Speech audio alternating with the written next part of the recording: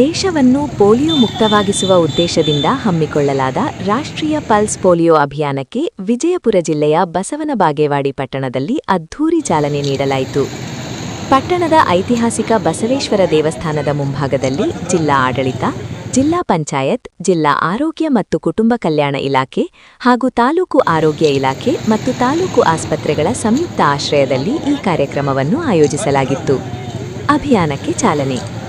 ರಾಜ್ಯ ಸಹಕಾರಿ ಮಹಾಮಂಡಳದ ನಿರ್ದೇಶಕರಾದ ಈರಣ್ಣ ಪಟ್ಟಣಶೆಟ್ಟಿ ಅವರು ಮಕ್ಕಳಿಗೆ ಪೋಲಿಯೋ ಹನಿ ಹಾಕುವ ಮೂಲಕ ಅಭಿಯಾನಕ್ಕೆ ಅಧಿಕೃತವಾಗಿ ಚಾಲನೆ ನೀಡಿದ್ರು.